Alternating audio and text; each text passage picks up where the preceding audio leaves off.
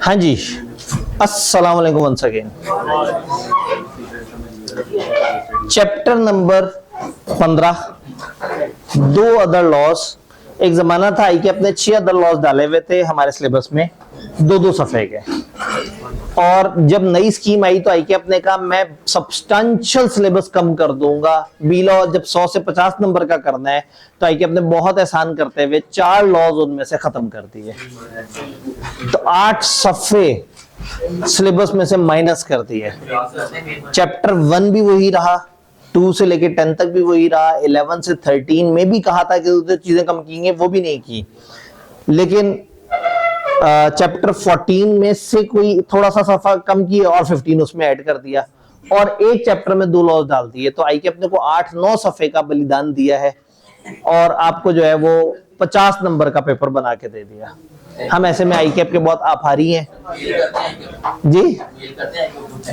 आई cap को शुक्रिया की मेल जरूर करनी है कि आप कहेंगे जी आपने इतना एक्सपेक्ट किया हमसे कि हमारे अबाव अजदाद जो है वो 100 नंबर के लिए जो पेपर करते थे, आप हमें इतना कॉम्पिटेंट मानते हैं कि 50 के लिए तकरीबन उतना पेपर कर लेंगे। खैर, इन दो लॉस की तरफ आते हैं। लेकिन बहरहाल ये है कि आई कैप को थोड़ी थोड़ी सी गलतियां अपनी रियलाइज हो रही हैं, तो वो चुपके चुपके से फाइल की वो है जो पीछे पीडीएफ है ना वो बदल रहे हैं। अभी रिसेंटली उन्होंने एक पीडीएफ चुपके से अपलोड कर दी है जिसमें चैप्टर 13 में से 2 टॉपिक माइनस हुए हैं। होल्डिंग आउट वाला टॉपिक माइनस कर दिया है और ट्रांसफरी ऑफ पार्टनर्स इंटरेस्ट वाला टॉपिक माइनस कर दिया। अब अगेन जब उन्होंने माइनस कर दी ऑफिशियल उसमें से सोर्स में से निकाल दिया तो फिर हमारे से भी आजादी, इसलिए कि किताब में कई ऐसी चीजें हैं जो अभी सिलेबस में डिफाइंड नहीं है, जिसके ऊपर हम लोग मुसलसल उनसे बात कर रहे हैं कि भाई ये गलत डला हुआ है, ये गलत डला हुआ है, ऐसे ना हो ऐसे ना हो। तो अभी उन्होंने कुछ चीजों का एक्नॉलेज करते हुए जो है वो बस थोड़ी बहुत जो चेंज की वो ये है। तो हो सकता है कि फरवरी के फर्स्ट वीक में फिर से को 2-3 चीजें और माइनस कर दें। अल्लाह करे वो माइनस करें, जैसे ही माइनस करेंगे मैं वो जो हमारा ग्रुप है बीएलडी वाला जो क्रैश वाला मैं उसमें बता दूंगा। फिलहाल आज की डेट में 2 चीजें सिर्फ चैप्टर 13 में से माइनस हुई है। कंसोलिडेशन नहीं माइनस हुई है, वो पता नहीं क्यों उसको नहीं समझ रहे, या शायद उधर देखना नहीं चाह रहे, या शायद कोई जिद है। तो बहरहाल कोई बात नहीं, हमने कंसोलिडेशन कर ली एहतियातन।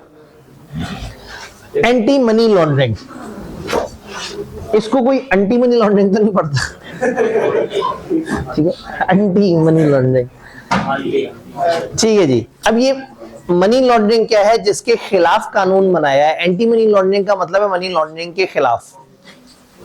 मनी लॉन्ड्रिंग किसे कहते हैं?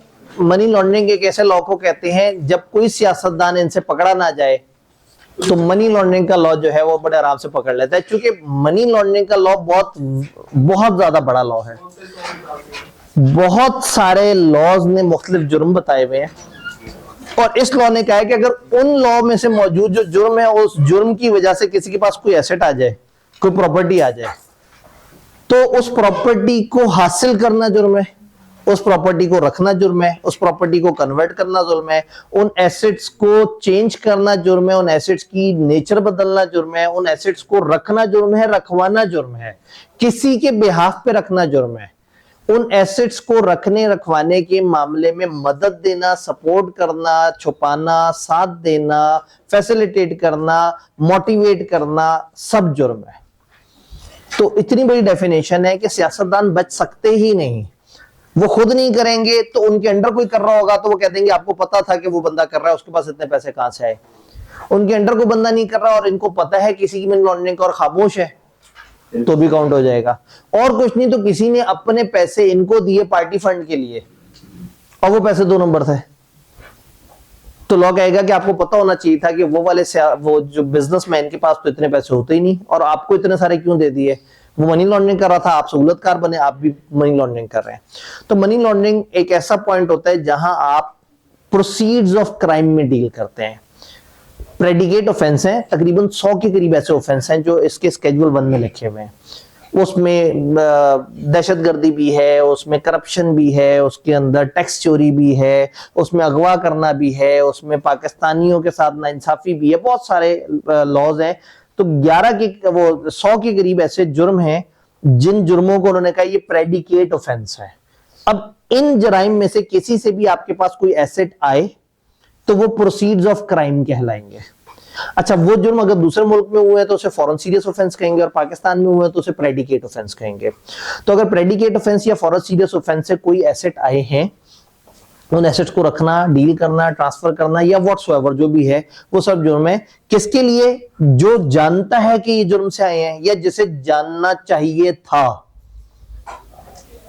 आपका बड़ा भाई जिसको आप हमेशा से जानते हैं, आपको उसकी इनकम के सोर्सेज भी पता है, अगर किसी दिन आपसे कहे यार ये 13 करोड़ जरा संभाल के रखना, मैं 4 दिन बाद तुमसे लूंगा, तो आपको पता है कि भाई की ये कैपेसिटी नहीं थी कि 13 करोड़ मुझे रखवा के चला जाए। पहली बात है कि इसकी ये कैपेसिटी नहीं थी कि इसके पास 13 करोड़ आ जाए, और दूसरा इसका इतना जिगरा नहीं था कि मेरे पास रखवा के जाए। फिर अगर इतने कमाने थे तो इसने मुझे कभी भी हाथ नहीं लगने देना था। तो ये कुछ 2 नंबर पैसा है। जब आपने ये सोचा या आपको सोचना चाहिए था, तो ये पैसा रखना मनी लॉन्ड्रिंग है। तो लॉ ने बहुत ज्यादा वसी कर दिया इसको। A person shall be guilty of money laundering if the person acquires, converts, possesses, use और ट्रांसफर प्रॉपर्टी knowingly या having reasons to believe that such property is proceeds of crime। Conceal करे, डिस्गाइज करे, true nature, origin change कर दे, location change कर दे, disposition change कर दे, movement ले आए, ownership बदल दे, नोइंग और हैविंग रीजन टू बिलीव कि such properties proceeds of crime. Hold करे या पोजेस करे on behalf of any other person, कोई भी प्रॉपर्टी जो उसे पता या पता होना चाहिए था कि प्रोसीजर ऑफ क्राइम है। ऊपर के तीनों कामों में पार्टिसिपेट करे, एसोसिएट करे, कंस्पायर टू कमिट करे, मोटिवेट करे कमिट करने के लिए, अटेम्प्ट टू कमिट करे, एड करे, अबेट करे, फैसिलिटेट करे, काउंसल करे, मदद के सारे सिनोनिम। किसी भी तरह से ऊपर के 3 कामों में जो भी सहूलतकारी करेगा उसने मनी लॉन्ड्रिंग की है।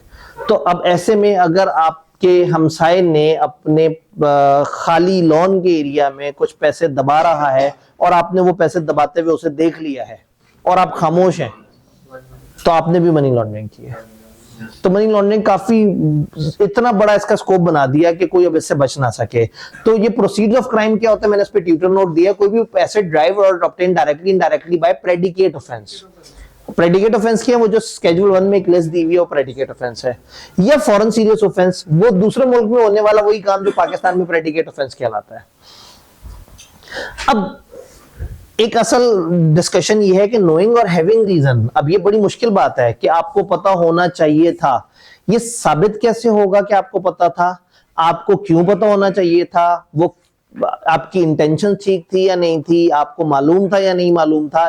ये सब होगा कानून शहादत 1984 के मुताबिक। मेरी जिंदगी आसान हो गई, वरना आपने मेरे से पूछना था सर कैसे पता लगेगा कि उसे पता था या पता होना चाहिए था। मैं कहूँगा उसे वैसे ही पता लगेगा जैसे यहाँ पता लगता है।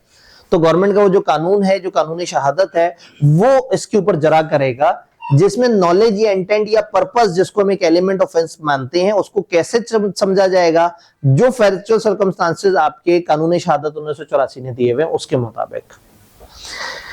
देन एक बंदे को उसने मनी लॉन्ड्रिंग की है या नहीं की है, ये साबित करने के लिए जरूरी नहीं कि प्रेडिकेट ऑफेंस की रेलेवेंट अदालत में सजा भी हो जाए।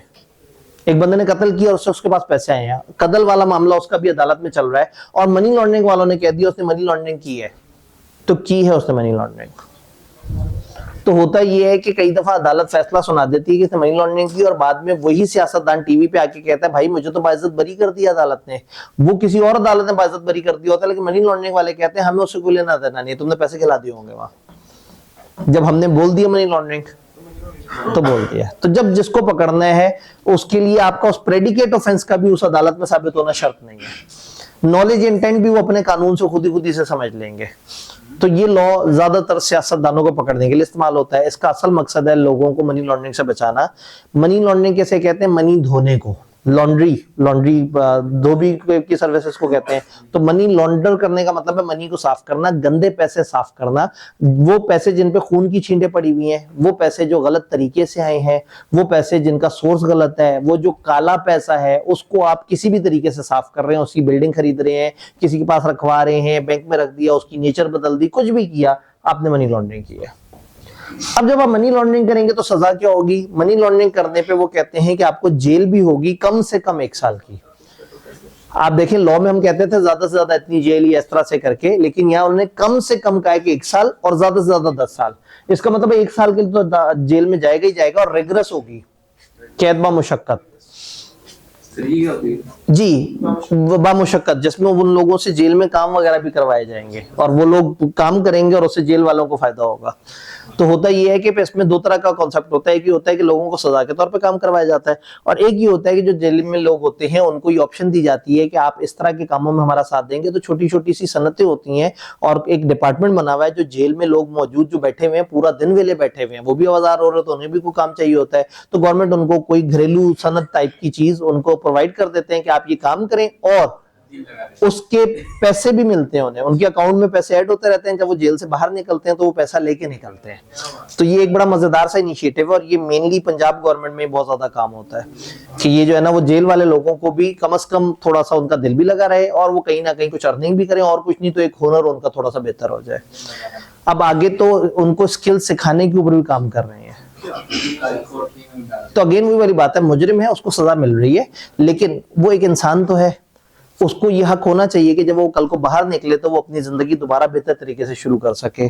तो ऐसे में रिग्रेस इम्प्रिजनमेंट में क्या होता है कि आपकी कैद का हिस्सा होता है वो आप अपनी पसंद से खुशी से फन टाइम के लिए नहीं करते, वो आपको जबरदस्ती आपको काम कराया जाता है। तो इसको हम कहते हैं कैद बा मुशक्कत। तो 1 से 10 साल की कैद बा मुशक्कत, फाइन जो कि 2.5 करोड़ तक जा सकता है। तो आप कहें ठीक है सही है, 5 अरब की घपला करें और 2.5 करोड़ फाइन दे दें। उन्होंने 2.5 करोड़ फाइन देने के बाद वो जो घपला है वो भी वापस करें, वो एसेट भी ले लिया जाएगा या उसकी इक्विवेलेंट रकम ले ली जाएगी। 25 मिलियन तक का फाइन होगा और 1 से 10 साल तक की कैद होगी अगर आपने मनी लॉन्ड्रिंग की और आप पकड़े गए। अगर एक कंपनी ने मनी लॉन्ड्रिंग की, एक पूरा आप पता है कंपनी तो कॉर्पोरेट वो है एंटिटी, तो उसको 100 मिलियन फाइन होगा और उसके तमाम ऑफिसर्स डायरेक्टर्स की इन्वेस्टिगेशन ओपन हो जाएगी, और जिस बंदे ने की होगी, क्योंकि कंपनी तो बेचारी फिजिकल तो है नहीं, उसके अपने हाथ थोड़ी है, कंपनी में किसी इंसान ने कंपनी में रहते हुए गड़बड़ की होगी ना, तो कंपनी को बहैसियत कंपनी 100 मिलियन का फाइन होगा और जो इंसान पकड़ा जाएगा उसको ऊपर वाले फाइन होंगे। यहाँ लॉ इंट्रोडक्शन में थोड़ा सा जनरल बात कर रहा है, ये बस सिर्फ मुस्कुरा के पढ़ने वाली बातें हैं। मनी लॉन्ड्रिंग एक इलीगल प्रोसेस है जिससे पैसे आप बनाते हैं, आप क्रिमिनल एक्टिविटी से पैसे कमाते हैं, जैसे drug trafficking, terrorist funding, tax evasion, which appears to have come from valid source। आप गलत तरीके से पैसे बनाते हैं जो कि लग रहा होता है कि सही जगह से आए हैं। क्रिमिनल एक्टिविटी के जो पैसे हैं वो गंदे माने जाते हैं और ये प्रोसेस उसे साफ कर देता है। ये ऐसे ही है जैसे एक बंदा आके हमें कहे कि यार आपने तो कॉलेज का निजाम चलाया हुआ है, आपके पास तो बच्चे आके पैसे जमा कराते हैं और अक्सर बच्चे आपको कैश में पैसे जमा कराते हैं। बाहर मार्केट में आप कैश की बड़ी ट्रांजेक्शन करें आपके ऊपर बहुत ज्यादा मसले आ जाते हैं, तो एक काम कर लें, ये 3 करोड़ मेरा उठा के आप अपने पास ऐड कर लें। तो हम कहेंगे भाई अगर हमने अपनी इनकम में 3 करोड़ ऐड कर दिया तो हमें इसके ऊपर 25 लाख रुपया टैक्स पड़ जाएगा। उसने कहा 25 लाख आप दे दें टैक्स, 3 करोड़ ऐड कर लें, टैक्स दे दें और बाद में ये पैसे मुझे किसी और फॉर्म में कन्वर्ट कर दें, मुझे इसका कोई प्लॉट खरीद दें, मुझे इसका कोई ये चीज वो कर दें। तो ऐसे में अगर हमने किसी सहूलतकार को फैसिलिटेट किया है, अब क्या होगा गवर्नमेंट की नजर में क्या होगा कि एसबीआई कॉलेज की इनकम 3 करोड़ से बढ़ चुकी होगी, तो वो अपेरेंटली लेजिटिमेट सोर्स आया हुआ पैसा लग रहा होगा कि हाँ भाई बच्चों से ही फीस की मद में 3 करोड़ और आए थे और जो आए थे उसके ऊपर जो एसबीआई वाले उन्होंने टैक्स वगैरह भी दे दिया, तो शक्ल साफ हो जाएगी उस पैसे की। तो लोग गलत जगह से पैसा लगाते हैं, फिर ट्रेडिंग में लगा देते हैं, ट्रेडिंग से निकाल के प्रॉपर्टी ले लेते हैं, प्रॉपर्टी से निकाल के कहीं और लगाते हैं, लेयर्स बना देते हैं, इतनी लेयर्स बन जाती हैं कि फिर बाद में पता ही नहीं लगता कि पैसा कहां से आया था। तो होता ही है कि फिर वो जो है वो जो बाप बेटा है, जो बाप है वो पैसा दे देता है दादा को, दादा बच्चों को गिफ्ट, पोतों को गिफ्ट कर देता है, पोते उसकी कुछ जगह ले लेते हैं, उस जगह में बाप को रहने की जगह दे देते हैं और बाप कहता है कि मैंने कुछ गलत नहीं किया। ठीक है, बाप ने कुछ गलत नहीं किया होता, लेकिन बाप ने अपने बाप को सपोर्ट किया होता है और उसके बाप ने उसके बजाय पोतों को सपोर्ट किया होता है और पोतों ने अपने बाप को सपोर्ट किया होता है। कितनी बापता है इस कहानी में। ठीक है, ठीक है, तो इसका मतलब है कि वो जो है ना इन सारी चीजों का, इन सारी ट्रांजैक्शंस का बाप है। ठीक है, तो अगेन अब आप लोग कहेंगे कि सर ये तो नाइंसाफी हो गई, एक जमात पे हमला किया दूसरे पे हमला ही नहीं किया। नहीं नहीं नहीं नहीं, ऐसे नहीं नहीं, अब तो दूसरी तरफ जाना पड़ेगा। तो फिर लेयर्स चेंज होती है ना। आपने पैसे लेने थे एक बंदे से, उस बंदे ने पैसे देने थे किसी दूसरे मुल्क में, दूसरे मुल्क में पैसे देते हुए वो पकड़ा गया। जब वो पकड़ा गया पैसे देते हुए तो उस मुल्क ने कहा कि तो गलत सोर्स से आया पैसा है। आप मुल्क के वजीर आजम थे, आपने कहा कि जी वो उस मुल्क में जो गलत पैसा पकड़ा गया वो हम पाकिस्तानियों का, वो पाकिस्तान पहुंचे। उन्होंने कहा पाकिस्तान पे हमें भरोसा नहीं है, पाकिस्तान का कोई मोतबर इदारा का है। सुप्रीम कोर्ट ने कहा ये पैसा हमें भेजें। उन्होंने कहा अभी भी भरोसा नहीं है, ये पैसा किसी अच्छी जगह लगना चाहिए। उन्होंने कहा एक यूनिवर्सिटी पे लगेगा इस्लाम के नाम पे, एक ट्रस्ट को दे देंगे और ट्रस्ट यूनिवर्सिटी पे लगा देगा।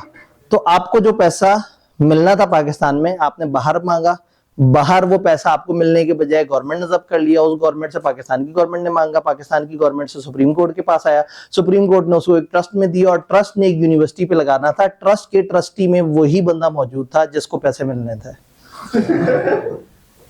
तो कई दफा गेम इतनी भी घूम जाती है।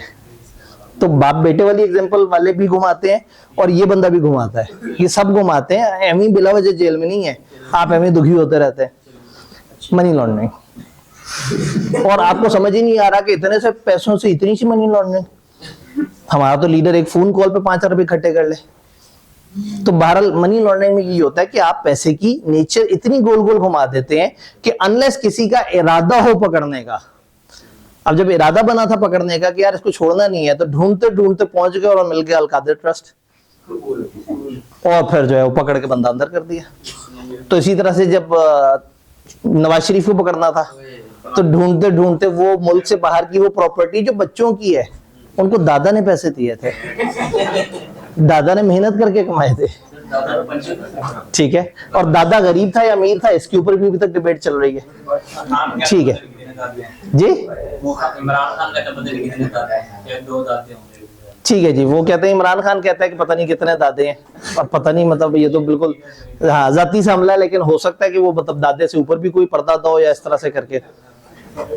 हाँ जी, क्या मनी लॉन्ड्रिंग समझ आई? मनी क्रिमिनल एक्टिविटी की गंदी मानी जाती है, एंड प्रोसेस क्या करता है, उसे लॉन्डर कर देता है, धो देता है, साफ कर देता है। एंटी मनी लॉन्ड्रिंग लॉ जो है बिजनेस इंस्टीट्यूशन और इवन पूरे पूरे मुल्कों के लिए है, ताकि मनी लॉन्ड्रिंग और टेररिस्ट फाइनेंसिंग की एक्टिविटीज को खत्म किया जाए। टेररिस्ट को जब भी पैसे पहुंचेंगे तो बहुत ज्यादा पेरेंट चैनल से नहीं पहुंचेंगे, ऐसे ही घूम घूम के चलते चलते पैसा उधर तक पहुंचाया जाएगा। इनिशियली मनी लॉन्ड्रिंग के लॉ जो है वो फाइनेंशियल इंस्टीट्यूशन के लिए आए थे, लेकिन उसके बाद से ये ग्लोबल कंसर्न बन गया है और इंटरनेशनल इदारे मुख्तलिफ तरह के वर्ल्ड बैंक, FATF और ये मनी लॉन्ड्रिंग वगैरह को कंट्रोल करने के लिए और गलत प्रैक्टिसेस को रोकने के लिए काम कर रहे हैं। ये वही इदारे हैं जो ग्रे लिस्ट वगैरह बनाते हैं, जिसमें हमारी इन पाकिस्तानियों की इन्हीं पिछली हुकूमत की इन्हीं हरकतों की वजह से हम ग्रे लिस्ट में जा चुके हुए थे, कि जिससे ये था कि ये मुल्क मनी लॉन्ड्रिंग कर रहा है, पूरा का पूरा मुल्क गलत प्रैक्टिसेस में इन्वॉल्व है। तो पाकिस्तान में रेलेवेंट लॉ है एंटी मनी लॉन्ड्रिंग एक्ट।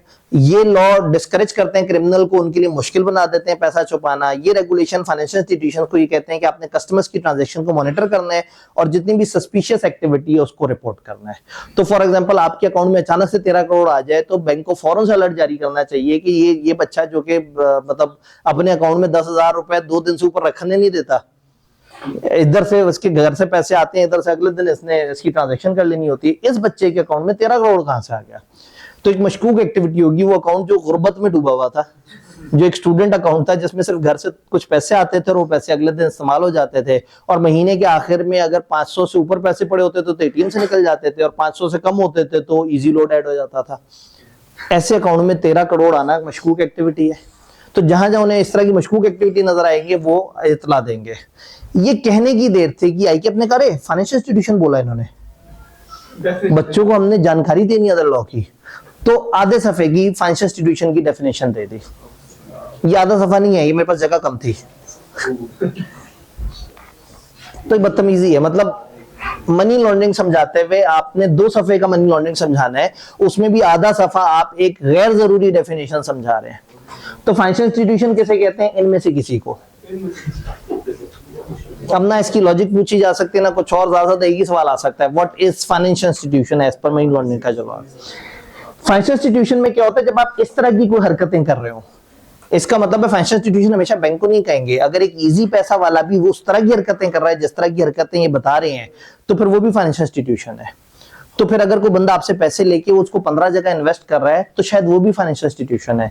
तो ये लॉ जब फाइनेंशियल इंस्टीट्यूशन बोलता है तो इससे मुराद सिर्फ बैंक नहीं होते, इससे मुराद हर वो कोई जो इनमें से कोई काम कर रहा हो, डिपॉजिट एक्सेप्ट करता हो या अदर रिपेबल फंड्स एक्सेप्ट करता हो, किसी भी किस्म की लैंडिंग करता हो, फाइनेंशियल लीजिंग करता हो, मनी या वैल्यू ट्रांसफर करता हो, मुख्तलिफ पेमेंट की चीजें इशू करता हो जैसे credit card, debit card, cheque, traveller cheque, फलाना फलाना, ये इलेक्ट्रिक मनी में डील करता हो, फाइनेंशियल गारंटियां देता हो, कमिटमेंट्स करता हो, अंडर राइटिंग सर्विसेज, याद है वो भी आपसे कमिटमेंट कर रहे होते थे, या ट्रेड करता हो मनी मार्केट में, फॉरेन एक्सचेंज में, इंटरेस्ट वगैरह में, ट्रांसफरेबल सिक्योरिटी में, कमोडिटी फ्यूचर्स में, फलाना में। रेगुलर क्लास में मैंने रोक रोक के थोड़ा थोड़ा सा समझाया था, लेकिन इस वक्त समझना मकसद नहीं है। ये एक लिस्ट ऑफ एक्टिविटीज है कि इनमें से जो भी कर रहा होगा वो क्या कहलाएगा, वो फाइनेंशियल इंस्टीट्यूशन कहलाएगा। तो ये एक बिला वजह की धक्के से डेफिनेशन है, और अगर आप ये सोचें कि इस तरह की डेफिनेशन पूछी नहीं जा सकती तो वो उन्होंने पूछने की भी जहमत की हुई है। जी यहाँ पे कोई सवाल?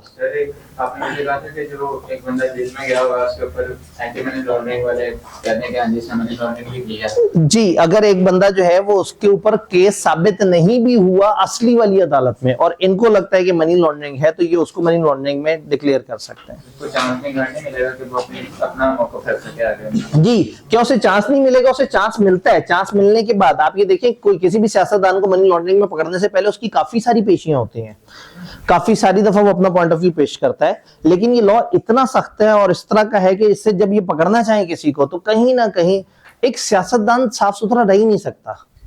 फॉर एग्जांपल इस टाइम पे जितने भी सियासतदान हैं इनमें से सबसे ज्यादा प्रिज्यूम टू बी ईमानदार इमरान खान है। अब इमरान खान का अपना सोर्स ऑफ इनकम क्या है? कोई नौकरी करता है, कोई कारोबार करता है, उसका तो घर भी अपना नहीं है, वो भी पिछले से पिछली बीवी ने दिया था, ठीक है, वो घर वर्ल्ड कप से उसने नहीं बनाया था। सर वो दादा की जमीन से मानता है। दादा की जमीन नहीं, मैं तो 500 कनाल के घर की बात कर रहा हूँ, आप तो छोटे घर की बात कर रहे हैं ना। तो वो बिल्कुल सही है, इन्होंने कहा लाहौर वाली दादा की जमीन है और इस्लामाबाद वाली पिछली से पिछली बीवी की जमीन है जो उसने गिफ्ट की थी, और जो इसने काउंटी से पैसा कमाया था उसकी ऑफशोर कंपनी बना दी थी पनामा में। तो इमरान खान के पास तो कोई सोर्स ऑफ इनकम ही नहीं है। तो एक बंदा जिसका कोई सोर्स ऑफ इनकम नहीं है, उसने पाकिस्तान की एक लीडिंग पॉलिटिकल पार्टी चलानी है, उनको खाना खिलाने तक के पैसे नहीं है इसके पास। अब अगेन इन्होंने कहा अलीम खान साथ था, तो कोई कहेगा जहांगीर तरीन साथ था। इसका मतलब है इन सारे पॉलिटिशियंस की मजबूरी है कि they need some cash players, और कैश प्लेयर्स जो बड़े कैश के साथ आएंगे और इनके इतना एक्स्ट्रा कैश पड़ा होगा कि एक पॉलिटिकल पार्टी को दे देंगे, बहुत ज्यादा गुमान है कि उसमें सही और गलत की मिक्सिंग होगी। मुझे पता हो या ना पता हो कि अलीम खान के पैसे सही हैं या नहीं, या जहांगीर तरीन के, इमरान खान को तो पता होना चाहिए। तो जिसको पता है या पता होना चाहिए कि पैसा गलत है और उसके बाद उस पैसे को यूज करे, बदले, खाने खिलाए, चीजें बनाए, पार्टी चलाए, तो मनी लॉन्ड्रिंग ऐसा कानून है कि इसमें बहुत मुश्किल है। जो भी एक खास लेवल से ऊपर जाएगा ना, उधर बहुत ज्यादा मिक्सिंग इस तरह की हो जाएगी, या वो खुद गलत कर रहा होगा या वो कोई गलत बंदे के साथ खड़ा हुआ होगा और उस गलत बंदे के पैसे को यूज करेगा, तो हम कहेंगे तुम्हें पता होना चाहिए था कि ये पैसा गलत है। तो ये इसलिए ना, इससे पकड़ना तो बहुत आसान है। तो जब इनको कोई सियासतदान नहीं पकड़ा जा रहा होता, पूरी कोशिश करते हैं, तो आखिरी हल है ये डब्बे में से मनी लॉन्ड्रिंग का लॉ निकालते हैं, कहते हैं आप बच के देखो। अब मनी लॉन्ड्रिंग का लॉ फिर ऐसा है कि वो कहीं ना कहीं से किसी ना किसी तरीके से बंदे को पकड़ ही लेता है। जी, इसको पाकिस्तान में सिर्फ FIA नहीं डील कर रहा है, इसकी पूरी प्रोसिक्यूटिंग एजेंसीज होती हैं। आप फाइनल में आते हैं तो हम इसका पूरा फ्रेमवर्क समझते हैं। 6 इदारे हैं कम से कम जो इसको डील कर रहे हैं। उसके बाद इसकी नेशनल एग्जीक्यूटिव कमेटी होती है, फिर इसकी जनरल कमेटी होती है जो कि बड़े डीप डाउन काम कर रही है, फिर इसमें FMU बना हुआ होता है स्टेट बैंक के अंदर जो बैंकों के साथ डील कर रहा होता है, और बहुत बहुत लंबा चौड़ा नेटवर्क है। तो ये एक वन ऑफ दोज लॉ है एंटी मनी लॉन्ड्रिंग जिसमें बहुत बड़ा नेटवर्क है चीजों को पकड़ने का, क्योंकि पैसे का फ्लो तो पाकिस्तान में हर बंदे तक पहुंचा हुआ है ना। इतने बड़े लेवल के सिंडिकेट को, इतने बड़े लेवल की गड़बड़ को पकड़ने के लिए उनको निजाम भी काफी मजबूत चाहिए होता है, लेकिन दामन वक्त में गुंजाइश कम है। आर्बिट्रेशन एक्ट, आर्बिट्रेशन बोले तो सालसी, जिसमें आप एक बंदे को मिडल मैन बना के ले आते हैं और कहते हैं तुम बताओ, तुम हमारे दरमियान क्या फैसला करते हो। लॉ ने एक अल्टरनेट डिस्प्यूट रेजोल्यूशन का आपको एक एवेन्यू दिया हुआ है। अल्टरनेट डिस्प्यूट रेजोल्यूशन कहते हैं अदालत के अलावा कोई भी तरीका सोल्यूशन का। एक तरीका होता है मीडिएशन का, एक बंदा बीच में आता है, दोनों की दोस्ती करा देता है, वो मीडिएशन है। इसी तरह से आर्बिट्रेशन एक डिस्प्यूट रेजोल्यूशन का तरीका है जिसमें पार्टीज अदालत की तरफ नहीं जाती, वो कहते हैं अदालत में टाइम ज्यादा लगेगा, पैसा ज्यादा लगेगा, वकील इन्वॉल्व होंगे, पेशियां इन्वॉल्व होंगी, टाइम नहीं है जजों के पास, अदालत के पास टाइम नहीं है, फिर गर्मियों की छुट्टियां भी होनी है वहां पे, फिर और मसलो मसाइल भी होने हैं, फिर उनके पास लाखों केस पड़े हुए हैं। तो शायद हमें इंसाफ मिलते मिलते मिलते मिलते कहीं 18-19 साल हो गए। तो पाकिस्तान में टिपिकल लेंथ एक लीगल केस की 15 से 25 साल होती है। 15 से 25 साल के अंदर अंदर इंसाफ औसतन मिल जाता है, सिवाय बड़ों के केसेस के वो समरी प्रोसीजर्स होते हैं, वो जल्दी जल्दी हियरिंग होती है और उसमें जल्दी जल्दी इंसाफ होता है। वरना तो कई दफा जज भाई जब हथौड़ा मार के कहते हैं कि अगली पेशी कब होगी, तो लोग तारीख के बजाय ईयर सुनना चाह रहे होते हैं। चलो भाई आज क्या है, आज 11 नवंबर है, चलो ठीक है जी, अब अगली पेशी होगी 13 अक्टूबर को। अब ये तो तय हो गया कि नवंबर के बाद अक्टूबर का है तो अगला साल तो है, लेकिन फिर भी लोग सुन रहे होते हैं कि आज 2026 है, तो ये भाई साहब ने 2028 बोला है या 29 बोला है। जमीन का केस अक्सर 35 से 40 साल तक जाता है। कहा ही जाता है कि दादा का केस पोते तक फाइनली या उसे मिलता है या नहीं मिलता। तो इसमें अदालतों का भी उतना कसूर नहीं है, बहुत ज्यादा लोड है उनके ऊपर और उतने बड़े सेटअप्स मौजूद नहीं है, और हमारा कानून का निजाम काफी पेचीदा है जिसमें असेसमेंट भी थोड़ी मुश्किल हो जाती है। ऊपर से फिर जो वकील हजरात हैं उनकी अपनी एक पॉलिटिकल गेम भी चल रही होती है, तो पावर पॉलिटिक्स इन सब में आम आदमी फंस जाता है। तो लॉ ने कहा कि कोई बात नहीं, परेशान मत हो, तुम अदालत की तरफ नहीं आना चाहते, तुम एक अल्टरनेट तरीके की तरफ चले जाओ, विच इज आर्बिट्रेशन। तुम लोग खुद डिसाइड करो कि तुम किसके पास जाओगे, और जिसके बारे में डिसाइड कर लो फिर उसकी बात मानना वाजिब होगा। तो हो सकता है वो ए जिसने पैसे देने थे और वो बी जो खान साहब थे, वो आपस में ये तय कर लें कि तुम्हारा मेरा झगड़ा होगा तो हम ये जो इस मार्केट का जो सदर है, इस ड्राई फ्रूट मार्केट का जो सदर है, हम उसके पास जाएंगे और वो जो फैसला करेगा हम उस फैसले को मान लेंगे। तो पार्टीज टू एन एग्रीमेंट मिलके एक आर्बिट्रेटर को अपॉइंट कर सकते हैं। तो आर्बिट्रेशन का मतलब है सालसी और आर्बिट्रेटर का मतलब है जिस बंदे को आपने अपॉइंट किया। ये एक भी हो सकता है और एक से ज्यादा भी हो सकते हैं। कौन होना चाहिए, उसकी क्या क्वालिफिकेशन है, क्या कंपेटेंस है, वो हमारे सिलेबस में नहीं है।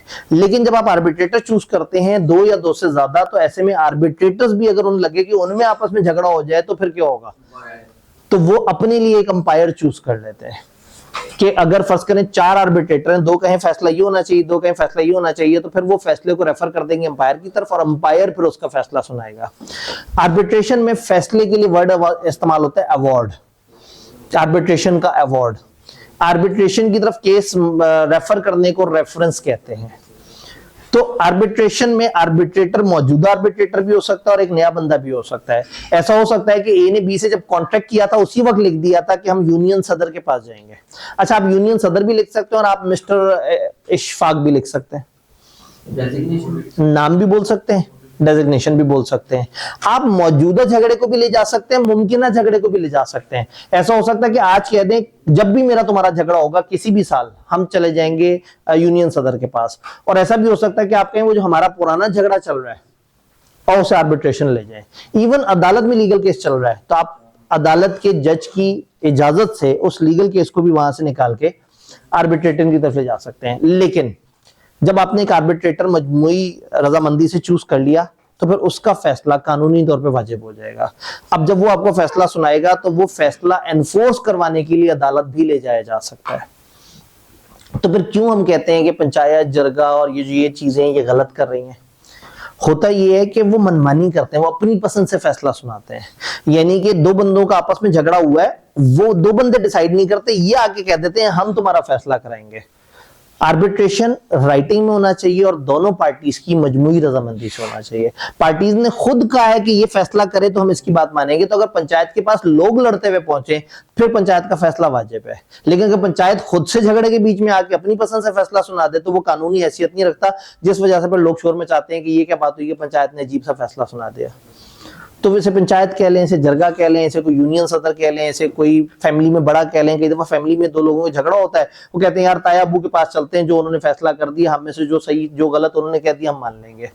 But when you refer someone for arbitration तो फिर उसकी बात माननी पड़ेगी। अब वो जो आर्बिट्रेटर है उसके पास भी कुछ पावर्स हैं, वो आपसे कोई भी सवाल पूछना चाहे पूछ सकता है, चाहे निजी नोयत का भी हो। वो आपसे मुकद्दस किताब पे हाथ रखवा के कस्में खिलवा सकता है, वो आपसे गवाहियां मांग सकता है, वो आपसे आपकी सपोर्ट में बाकी पार्टीज को बुलवा सकता है। वो जो जितना भी खर्च वो चल रहा है मामला, उसका जो भी खर्चा पानी है वो आपसे मांग सकता है। आप गांव में गए पंचायत के पास कि जी आपने फैसला करना है, पंचायत ने 5 अलग अलग सेटिंग्स की, उसमें 50 लोग खड़े हुए थे, उनको डेली चाय भी मिलती थी, और जो है वो पंचायत में जो मेन सरपंच था उसका हुक्के के अंदर जो वो मटेरियल वगैरह डलता था उसके ऊपर भी खर्चा लगता था। अब जाहिर है उसे हुक्का ज्यादा पीना पड़ा जब वो फैसला सोच रहा था। तो वो जो सारा प्रोसेस हुआ, उस प्रोसेस की कॉस्ट आर्बिट्रेटर की मर्जी है कि वो किसी एक पार्टी पे डाल दे, दोनों पार्टी पे डाल दे, या उनसे कहे आधा खर्चा पार्टी और आधा खर्चा वो झूठे वकील जिनको पता था कि वो झूठ को डिफेंड कर रहे हैं, उन्होंने इसको पिक किया। तो ये एक बड़ा मजेदार सा, सिंपल सा, आसान सा लॉ है, और ICAP ने इसको हमारे सिलेबस में डाला हुआ है। तो अब आर्बिट्रेशन अगर समझ आ जाए तो आर्बिट्रेशन एग्रीमेंट में आप कुछ भी तय कर सकते हैं, लेकिन in the absence of anything अगर आपने कुछ तय नहीं किया हुआ तो जो कॉमन रूल है आर्बिट्रेशन के, हम उसको यहाँ पे पढ़ रहे होंगे। आर्बिट्रेशन पे समझते हैं किताब क्या बता रही है। कहानी इतनी सी है, अब सिर्फ इंग्लिश पढ़ने वाली है। आर्बिट्रेशन एक मेथड है जिसके थ्रू पार्टीज अपने डिस्प्यूट आउटसाइड कोर्ट रिजॉल्व कर लेती हैं, avoiding the technicalities of procedure law. वो जो प्रोसीजर लॉ है जिसमें डिफरेंट प्रोसीजर है, उसकी टेक्निकलिटी को अवॉइड करते हुए आप क्या करते हैं, आउटसाइड कोर्ट ही अपना मामला निपटा लेते हैं। It is one of the modes of alternate dispute. Alternate dispute, dispute कहते हैं झगड़े को, रेजोल्यूशन कहते हैं हल करने को। झगड़े को हल करने के जो अल्टरनेट तरीके हैं, अदर देन अदालत जो तरीके हैं, उनमें से एक है। लिमिटेड राइट्स ऑफ रिव्यू और अपील अवेलेबल है इसमें। ऑल्दो आर्बिट्रेशन काफी पुराना लॉ है, लेकिन स्टिल ये वेल स्टैब्लिश्ड लॉ है, और इसमें कंसिस्टेंट लीगल डिसीजंस हैं जो कि बड़े अरसे से होते आ रहे हैं। तो समझें तकरीबन 100 साल होने को आ रहे हैं, 100 साल के करीब होने वाला है। तो इसके अंदर बहुत सारे ऐसे फैसले हुए हुए हैं जिससे आज हमें हेल्प मिल जाती है कि हाँ भाई फलाना टाइम पे फलाना मामला हुआ था तो उसका क्या सोल्यूशन निकला था। आर्बिट्रेशन एग्रीमेंट एक ऐसे रिटर्न एग्रीमेंट को कहता है जिसमें पार्टीज अपने प्रेजेंट या फ्यूचर डिफरेंसेस को आर्बिट्रेशन की तरफ रेफर कर देती हैं। ये प्रेजेंट और फ्यूचर समझ आ रहा है, मौजूदा झगड़ा भी ले जा सकते हैं, फ्यूचर झगड़ा भी। Legal representative, all of nowhere अचानक से आईके आपने सोचा कि मैं ऐसी कोई डेफिनेशन डालूं जिससे आब्दी साहब तड़प के कहें यार खुदा का खौफ करो। पूरा कॉन्ट्रैक्ट एक्ट पढ़ डाला, जगह जगह लीगल रिप्रेजेंटेटिव का जिक्र हुआ, वहां डेफिनेशन नहीं थी। और इसमें जब लीगल रिप्रेजेंटेटिव का जिक्र ही नहीं हुआ, डेफिनेशन डाल दी सिलेबस में, ताकि लोग यहां आए तो पता लगे अच्छा ये था। और इधर कौन सा कोई इंसानी तरीके से बताया है। Legal representative means a person who in law represent the state of a disease person. कोई भी बंदा जो एक मरहूम के तरके का वारिस है, एंड इंक्लूड्स, और इसमें और वो बंदा भी शामिल है, who intermeddles with the state of the deceased, जो दरमियान में आया। आप याद करें नॉमिनी, एसएमसी का नॉमिनी बीच में आता था और उसके एसेट पकड़ के बच्चों तक मुंतकिल कराने के प्रोसेस में बीच में होता था। तो जो इंटरमीडियल कर रहा है वो भी हम उसे लीगल रिप्रेजेंटेटिव कहेंगे। तो अगर कोई उसे जाके कहे कि जिस बंदे ने इतने पैसे देने थे, तो वो जो मिडल मैन है वो भी वो पैसे देने का पाबंद होगा। And where a party act in representative character, जब एक पार्टी रिप्रेजेंटेटिव है, the person on whom the state devolves on the death of party so acting, वो भी लीगल रिप्रेजेंटेटिव है। एक बंदा जो लीगल रिप्रेजेंटेटिव है, अगर वो मर जाएगा तो जो उसका लीगल रिप्रेजेंटेटिव है वो भी पहले वाले बंदे का लीगल, मतलब दादा की जायदाद बच्चे के पास आई और बच्चा भी उसके बारे में फैसला कर रहा था कि उससे पहले बच्चे की डेथ हो गई, तो बच्चे का जो बच्चा है वो दादा का लीगल रिप्रेजेंटेटिव बन जाएगा।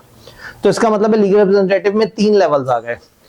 डायरेक्ट लीगल रिप्रेजेंटेटिव जो इंटरमेडियल कर रहा है, दरमियान में आ रहा है, असल बंदे और लीगल रिप्रेजेंटेटिव के दरमियान में है, और लीगल रिप्रेजेंटेटिव का लीगल रिप्रेजेंटेटिव। तो ये 3 चीजें इन्होंने इसमें शामिल की। देन रेफरेंस, रेफरेंस का मतलब है आर्बिट्रेशन की तरफ मामला रेफर करना, इसको हम रेफरेंस कहेंगे। अंपायर कैसे कहते हैं, थर्ड पार्टी है जिसको आर्बिट्रेटर ने अपॉइंट किया ताकि उनके आपस के डिफरेंसेस सॉल्व हो। अब लॉ हमें कुछ जनरल रूल बताएगा आर्बिट्रेशन के। हर आर्बिट्रेशन एग्रीमेंट में बोलो या ना बोलो कुछ बातें छुपी हुई होती हैं।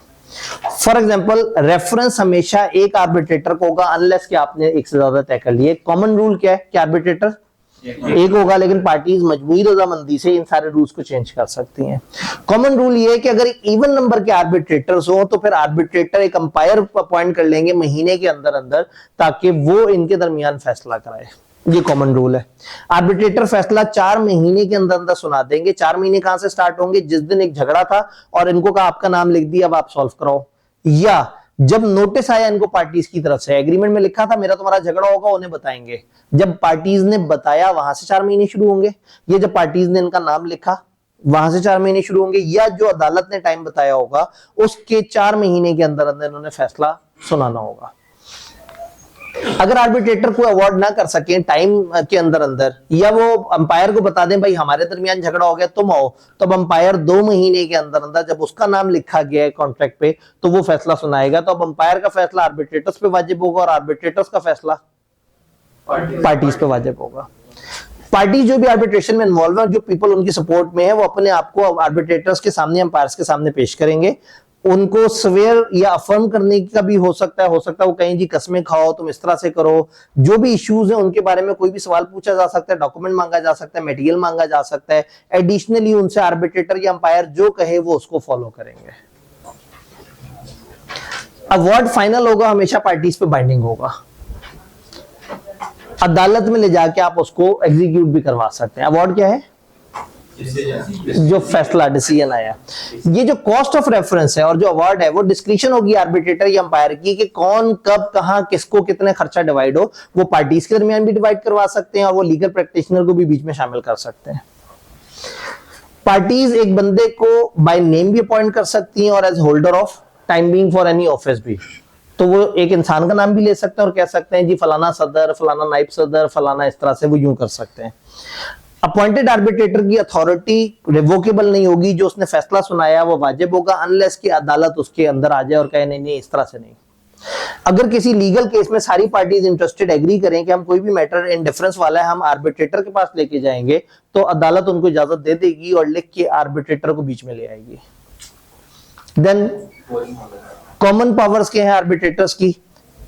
एडमिनिस्टर करना oath to parties and witness appearing. वो जो लोग कसमें खा रहे हैं, जो आ रहे हैं, गवाहियां दे रहे हैं, उसको एडमिनिस्टर करना। जैसा अदालत में लोगों को बुलाया जाता है, उनसे सवाल पूछे जाते हैं, वो जवाब देते हैं। Can ask the court for its opinion on any legal question. किसी भी जगह पे आर्बिट्रेटर की पावर है कि वो अदालत से मशवरा ले सकता है कि जी आप बताएं इसमें मैं क्या फैसला सुनाऊं, ये चीज किस तरह से हो, ये चीज किस तरह से हो। ये अपने अवार्ड को फुल भी अनाउंस कर सकते हैं और ये भी कह सकते हैं कि कुछ हम बता रहे हैं और बाकी फैसला अदालत बताएगी। ये अपने अवार्ड को कंडीशनल या अल्टरनेटिव भी रख सकते हैं। हो सकता है ये कहीं हम फैसला हमारा ये है कि अगर इस बंदे ने अगले 3 दिन तक ये मसला हल ना किया तो इतना जुर्माना। अल्टरनेटिव भी बना सकते हैं कि ठीक है जी इसने उसकी बकरी चोरी की थी, अब सोल्यूशन ये है कि या तो तुम भी उसकी बकरी चोरी कर लो या तुम उससे जो है वो 25,000 रुपए जुर्माना ले लो। कोई भी क्लैरिकल मिस्टेक अगर हुई है तो उसको ठीक करना भी इनके इख्तियार में है कि ऐसा नहीं है कि जो लिख दिया वो वाजिब हो गया। अगर खुद को भी समझ आ जाए कि गलती हो गई थी वो उसे ठीक भी कर सके। और अगेन किसी भी पार्टी से कोई भी इंटेरोगेशन करनी हो जो मुनासिब लगे तो वो कर सकते हैं, उसके पास टोटल इख्तियार है, कोई उसे मना नहीं करेगा। तो एक बेसिक सी अंडरस्टैंडिंग का एक बड़ा बेसिक सा पुराना सा लॉ है। आईके भी चाहता है कि हमें थोड़ा थोड़ा सा आइडिया हो कि हाँ भाई पाकिस्तान में हमारे पास एक आर्बिट्रेशन की ऑप्शन भी मौजूद होती है। हालांकि जिस तरह के हम बिजनेस और कॉर्पोरेट लॉ पढ़ रहे होते हैं, हमारे पास जो और लॉज थे उनके पास बड़ी अच्छी चॉइस थी, ये किसी और लॉ को भी चूज कर सकते थे। लेकिन आईके की मर्जी है, जंगल का बादशाह है, वो जो मर्जी करे। तो ये उन्होंने इस तरह से किया है। तो ये एक अदर लॉ है इन चैप्टर से, जो इसमें पहले अदर लॉज होते थे हमेशा रट्टे वाला सवाल आता था, हमेशा। तो इसमें से कभी मैंने लॉजिकल सवाल ना देखा है और ना मैं एक्सपेक्ट कर रहा हूं कि अभी आएगा, क्योंकि आपके पास ऑलरेडी कॉन्ट्रैक्ट एक्ट पार्टनरशिप में इतना कुछ है पूछने को कि जो हमारे चैप्टर 1 है 14 और 15 है, 1 और 15 से कभी लॉजिकल सवाल नहीं आया। 14 में से एक आध को छोड़ के हमेशा रट्टे वाला सवाल आए हैं। तो कल फिर इंशाल्लाह ताला इकट्ठे होते हैं और फिर पार्टनरशिप के ऊपर बात करते हैं। एक तो पार्टनरशिप में एक चैप्टर में से हमें थोड़ी सी सहूलत हो जाएगी, एक टॉपिक कम हो गया। दूसरा कल जुम्मा है, याद रखना है।